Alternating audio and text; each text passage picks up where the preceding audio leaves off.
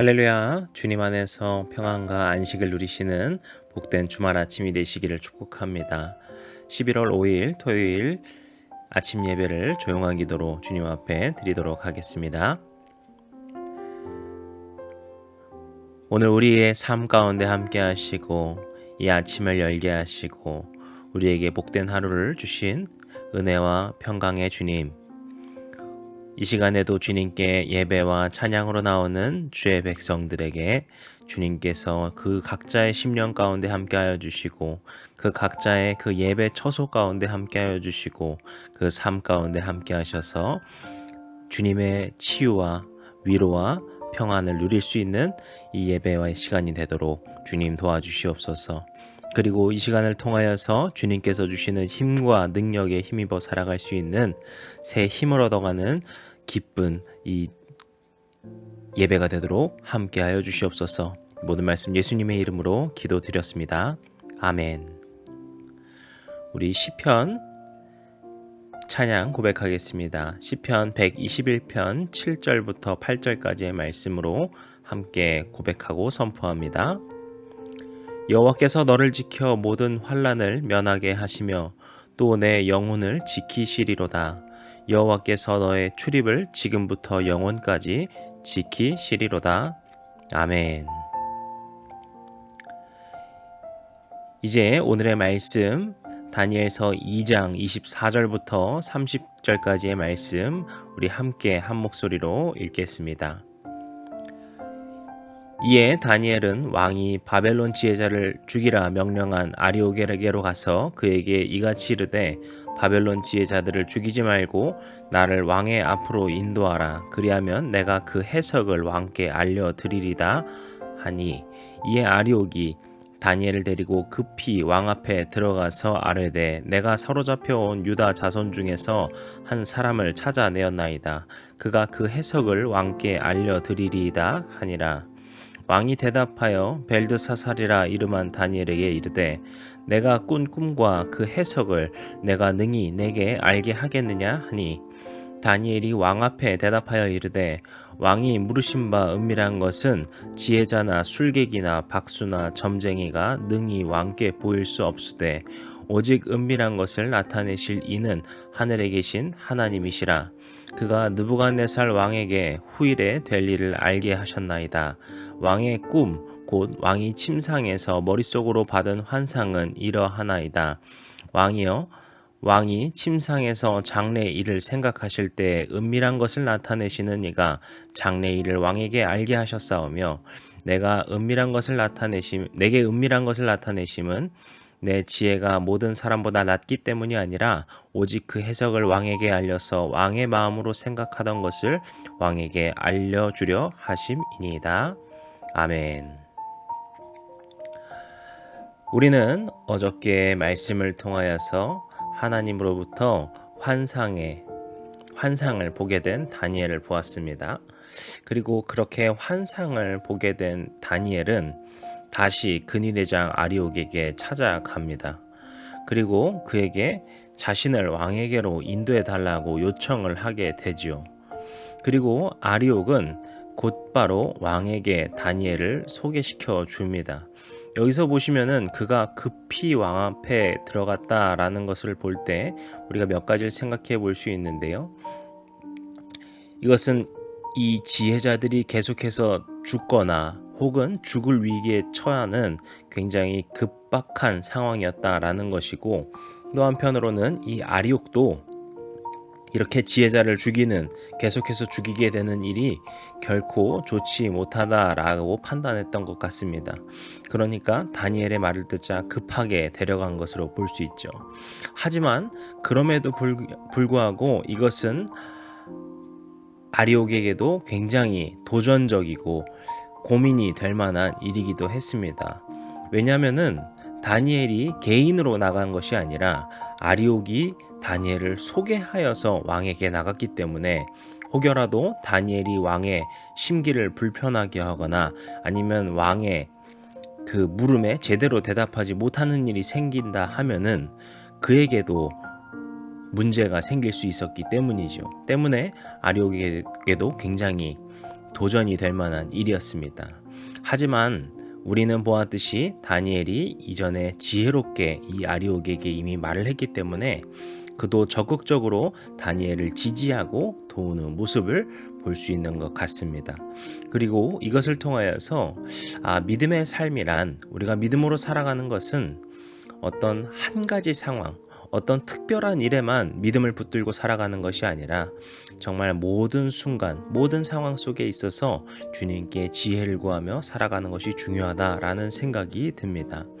다니엘이 그때 이 아리옥에게 지혜롭게 주님께서 주신 그 아리옥을 대한 것이 결과적으로 그가 마지막까지도 계속해서 아리옥의 지지를 받고 신뢰를 받을 수 있는 계기가 된 것처럼 말이죠. 그런데 우리가 25절을 보게 되면은 여기서 다니엘이 참 쉽지 않은 환경에 이 바벨론에서의 삶을 살아가고 있구나라는 것을 엿볼 수 있는 구절이 나옵니다. 이것은 제가 예전에 수요 예배 때도 한번 말씀드린 적이 있는데요. 여기서 보시면은 아리옥이 다니엘을 데리고 가서 왕에게 그를 소개할 때 다니엘이라고 부르지 않고요. 아니면은 벨드사살이라는 그의 바벨론식 이름으로 부르지도 않습니다. 그를 부를 때 사로잡혀온 유다 자손 중에 한 사람이라고 이야기를 합니다. 이것은 무슨 말입니까? 다니엘을 그저 포로 중에 한 명으로 본 것입니다. 이전에 우리가 1장에서 보시면은 다니엘은 하나님의 은혜를 통하여서 지혜자로 바벨론에서 높임을 받았다라고 이야기를 하였습니다. 하지만 그럼에도 불구하고 여전히 다니엘은 그저 포로 신분의 사람일 뿐이었던 것이죠. 그렇기 때문에 왕 앞에 그가 서게 되었을 때 그를 소개하는 이름은 어떤 대단한 지혜자 중에 한 사람이 아니라 그저 유다 자손의 그 포로 중에 한 사람입니다 라고 말을 한 것입니다. 하지만 이것은 또 다른 의미도 있습니다. 지금 느부갓네살이 화가 난 주체는 그가 지금 신임하면서 데리고 있었던 많은 지혜자들이었습니다. 그런데 그 지혜자들의 출신들은 자신이 알고 있는 출신이었겠죠. 하지만 다니엘의 출신은 이 바벨론 안에서 좀 특이한 출신입니다. 그렇게 잡혀온 지도 얼마 되지 않았고요. 그 유다 출신이라는 그것이 어떻게 보면은 다니엘의 그 말에 귀를 기울일 수 있는 계기가 되었다고 볼 수도 있을 것입니다. 하지만 여전히 이런 불안정한 상황에 있었기 때문에 다니엘이 느부갓네살 왕 앞에 설 때 그는 굉장히 위태로운, 조금이라도 그의 마음을 거스르게 하거나 불편하게 만들면 죽을 수도 있는 위험한 상황임을 우리가 볼 수 있습니다. 그리고 26절에 가시면은 이 왕의 말을 보시게 될 때 이 왕도 이 다니엘에게 대한 큰 기대를 하지는 않는 것으로 보입니다. 여기서 이렇게 말을 하죠. 내가 꾼 꿈과 그 해석을 내가 능히 내게 알게 하겠느냐. 이것은 너가 나한테 그걸 알게 할 수 있니라는 질문이 아니라 지금 내가 신임하고 믿고 인정하고 이 바벨론 안에서도 손꼽는다 하던 그 바벨론 지혜자들, 갈대아의 술사들도 하지 못하던 것을 네가 능히 할 수 있느냐? 라고 하는 그를 낮추면서 하는 말인 것이죠. 그런데 이 말에서는 또 재밌는 사실이 있습니다. 이것은 다니엘도 할 수 없다라는, 그리고 지혜자들도 할 수 없다라는 것처럼 들리거든요. 그런데 이 문제의 발단은 느부갓네살이 일으켰습니다. 그가 자신의 꿈과 그 꿈의 해석을 알아맞히라고 지혜자들에게 시켰기 때문에 지금 이 사달이 난 것이거든요. 그런데 이제 와서 이렇게 말을 하는 것은 참 아이러니하기도 하죠. 느부갓네살이 그만큼 이 지혜자라고 하는 그 집단에 대해서 굉장히 불신을 가지고 있었다. 또 다른 한편으로 그들에 대한 불신이 있었던 반면에 자신에 대해서는 굉장한 과신이 있었다라는 것을 우리가 대비적으로 볼 수 있을 것 같습니다. 하지만 결국에 이러한 생각과 질문, 이 느부갓네살이 벌린 일은 어떤 참상으로만 끝나는 것이 아니라 결국에 이 일을 통하여서 또 다니엘을 통하여서 하나님의 지혜와 능력을 나타내고 보일 수 있는 그 기회가 생겼다라고 볼 수 있겠죠. 그리고 26절부터 28절까지의 이야기를 보시게 되면은요, 이 구절은 바벨론의 신과 하나님의 그 대립, 싸움을 보여주는 구절이기도 합니다. 26절에 보시면은 여기서 다니엘을 말할 때 벨드사살이라 이름한 다니엘 이렇게 말을 합니다. 이 이름의 의미는 벨이라는 바벨론 신에게 자신의 생명을 보호해 주소서라고 하는 기도문적인 이름입니다. 느부갓네살은 당연히 그를 벨드사살이라고 불렀겠죠. 그렇게 말할 때 결국에는 너는 벨이라고 하는 우리 바벨론 신의 사람이다. 너는 바벨론 신에 속한 사람이다. 라는 선언적인 이야기였을 것입니다. 그리고 다니엘도 자기 스스로를 부를 때 다니엘이라고 할 수는 없었겠죠. 그 역시 제가 벨드사살입니다. 라고 말을 했을 것입니다. 하지만 그의 내면에는 철저하게 그는 하나님의 사람이었습니다. 그렇기 때문에 28절에서 그가 아름답게 고백을 하죠. 28절 앞부분에 어떻게 이야기를 합니까? 오직 은밀한 것을 나타내실 이는 하늘에 계신 하나님이시라. 27절에서 그렇게 말합니다. 왕이 물으신 바 그 은밀한 것은 지혜자나 술객이나 박수나 점쟁이가 능히 왕께 보일 수 없습니다. 이것은 무슨 말입니까? 여기서 말하는 그 지혜자, 술객, 박수, 점쟁이라고 하는 사람들도 결국에는 자신들의 나름대로의 그 신적인 어떤 이름을 가지고서 버리던 사람들이었거든요. 그런데 그들은 할 수 없습니다. 그리고 제가 벨드사살이라는 이름을 갖고 있지만 저는 벨을 통하여서 이 일을 하는 것이 아닙니다. 오직 은밀한 것을 나타내실 이는 하늘에 계신 하나님, 오직 주님만이 그것을 하실 수 있습니다. 이렇게 고백을 하고 있습니다. 이것은 바벨론의 신을 부르는 바벨론과 느부갓네살 왕 앞에서 겸손하게 또 그러면서도 담대하게 주님 한 분만을 선포하고 있는 것이죠. 그렇게 다니엘은 자신에게 주어진 그 환경, 열악하고 위험하고 위태로운 그런 환경 속에서도 여전히 굳게 믿음을 붙들며 그것을 또 고백하며 살아가고 있는 것을 볼 수 있습니다. 이것을 보면서 우리의 삶에도 참 중요한 메시지라는 생각이 듭니다. 우리는 우리의 삶 속에서, 우리의 그 상황 속에서, 우리의 그 환경 속에서 어떻게 하나님을 고백하며 살고 있을까요? 또 우리는 어떻게 하나님을 담대하게 붙들며 살아가야 할까요? 다니엘이 그것을 우리에게 질문으로 던져주고 있습니다. 오늘 말씀에 도전이 되셔서 여러분의 삶 가운데에서 그 환경 속에서 상황 속에서 주님 한 분만을 붙들며 살아가시는 모두가 되시기를 축복합니다. 그리고 이제 27절부터 다시 보시게 되면은 다니엘은 참으로 현명하고 지혜롭게 표현을 하고 있습니다. 보시면은 왕에게 후일을 알게 하셨다, 장래 일을 알게 하셨다라는 표현을 하죠. 그리고 또 어떻게 말합니까? 왕의 마음에 생각하던 것을 왕에게 알려주기 위하여서 이 꿈으로 보이신 것이다. 이렇게 이야기를 하고 있습니다. 이것은 무슨 의미입니까? 그가 그 왕을, 느부갓네살 왕을 높이고 있는 것을 볼 수 있어요. 이것은 그가 권력에 굴복했다라고만 볼 수가 없습니다. 그는 자신에게 주어진 그 환경, 아까 말씀드린 그 상황 속에서 최선을 다하면서 또 현명하게 표현하면서 하나님을 선포하고 있습니다. 우리가 하나님의 전능하심을 선포한다고 하는 것은 내가 전지전능한 것처럼 그렇게 교만할 이유는 결코 없을 것입니다.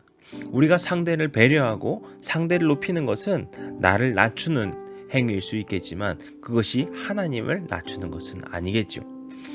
그것을 통하여서 하나님의 위대하심, 하나님의 그 전지전능하심을 선포할 수 있다면 그것이 주님께서 주신 지혜의 말일 것입니다. 저는 이러한 다니엘의 표현을 보면서 그가 아리오게에게 했던 그 현명한 말도 이런 말이 아니었을까라는 생각이 들기도 합니다. 그가 그렇게 전폭적으로 다니엘을 지지하고 신뢰할 수 있었던 것은 그가 현명한 사람이고 그가 상대를 배려할 줄 아는 사람이고 그만큼 지혜로운 사람이구나. 그만큼 사람으로서의 인격이 되어 있는 사람이구나. 그는 정말 하나님의 참된 사람이구나 라는 것을 대화 가운데 알았기 때문에 아리옥이 그렇게 지지하지 않았을까. 그리고 느부갓네살도 다니엘이 해석하는 것을 그 해석 자체도 옳았기도 했겠지만 다니엘의 그 마음을 통하여서 그의 마음이 열렸다라는 것을 우리가 생각해 볼 수 있을 것 같습니다. 그리고 30절에서 이렇게 말을 하죠. 내 지혜가 모든 사람보다 낫기 때문이 아니라 그 해석을 왕에게 알려서 왕이 마음으로 생각하던 것을 왕에게 알려주려 하심이니이다. 이것을 우리가 볼 때 역시 다니엘은 겸손한 사람이구나 라고 생각할 수도 있을 것 같습니다. 물론 다니엘의 그 겸손함에서 나오는 것이기도 합니다. 다니엘은 여기서 하나님께서 자신을 사용하셔서 왕에게 그것을 알게 하셨습니다 라고 고백하고 있는 것인데요. 그런데 이것은 단순히 그냥 겸손으로만 볼 것이 아니라 그가 정말 진심을 다하여서 고백하고 있는 것이다 라고 생각해 볼 수도 있을 것 같습니다. 우리가 어제 말씀을 다시 한번 기억해 보신다면 다니엘은 하나님께 감사의 찬송을 올리고 있었습니다. 그 찬송의 내용은 무엇이었습니까? 그것을 한마디로 줄이자면 전능하신 하나님입니다. 전능하신 하나님께서 나에게 그것을 알려주셨고 일을 하셨고 그분이 이 바벨론의 왕보다 그 모든 지혜자보다 더 뛰어나신 모든 것 위에 뛰어나신 전능하신 주님이시다 라고 하는 그런 전능의 주님을 선포하는 고백이었습니다. 그 과정 속에서 자신도 전능해지는 것이 아니라 주님께서 그렇게 나를 사용하여 주셨다는 것을 그가 깨달아 안 것입니다. 지금 이렇게 꿈을 해석하고 자신이 지혜자로 설 수 있던 것이 내가 능력이 있어서 내가 힘이 있어서 나에게 어떤 탁월한 재주가 있어서가 아니라 내가 하나님의 인도하심을 통하여서 하나님께서 나를 사용하셔서 그렇게 일하고 계시는구나 라는 것을 그가 그 기도를 통하여서 또 그 환상을 통하여서 깨달아 알았던 것을 볼 수 있습니다. 그렇기 때문에 그가 그렇게 겸손하게 겸허하게 왕에게 고백한 것이죠. 우리가 마지막으로 이것을 기억하기를 원합니다. 우리 주님께서 저와 여러분을 아름답게 또 능력으로 사용하여 주실 것을 믿습니다. 그리고 그 일을 해 나갈 때마다 교만해지는 것이 아니라 나의 능력을 높이는 것이 아니라 주님께서 나를 사용하여 주셔서 내가 이렇게 일할 수 있었구나. 내가 이 모든 일들을 감당할 수 있었구나. 주님께서 나를 이끄셔서 나를 도우셔서 나에게 능력과 힘을 부어주셔서 내가 이것들을 할 수 있었구나. 우리가 이것을 기억하며 살아갈 때 우리가 주님의 성품을 닮은 그 겸손함으로 살아가는 백성들이 될 줄로 믿습니다. 또 우리의 그런 겸손함을 주님께서 보시고 더 큰 일에, 더 큰 사명에 우리를 사용하여 주셔서 우리를 세상 가운데에서 높이시고 그 축복의 자리로 이끌어 주실 줄로 믿습니다. 오늘 저와 여러분의 삶 가운데 그렇게 인도하여 주시는 주님, 함께하여 주시는 주님, 우리 삶 가운데 그렇게 역사하여 주시고 늘 일하여 주실 그 주님을 소망하며 살아가시는 저와 여러분이 되시기를 주님의 이름으로 간절히 축복합니다. 기도하시겠습니다.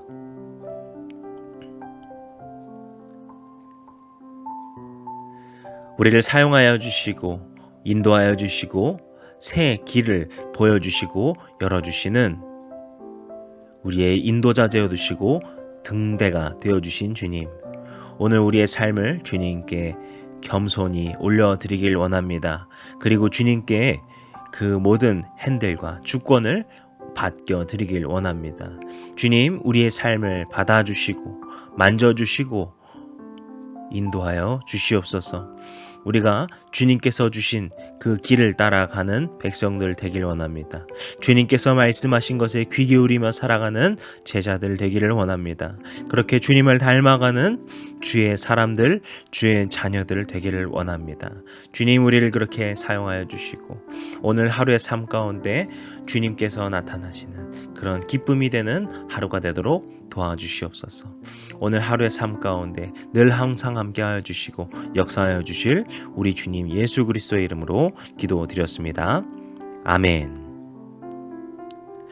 이제 우리 주기도문으로 오늘 예배를 마치겠습니다. 하늘에 계신 우리 아버지여, 이름이 거룩히 여김을 받으시오며 나라의 임하옵시며 뜻이 하늘에서 이룬 것 같이 땅에서도 이루어지이다. 오늘날 우리에게 일용할 양식을 주옵시고 우리가 우리에게 죄 지은 자를 사하여 준 것 같이 우리 죄를 사하여 주옵시고 우리를 시험에 들게 하지 마옵시고 다만 악에서 구하옵소서. 나라와 권세와 영광이 아버지께 영원히 있사옵나이다. 아멘.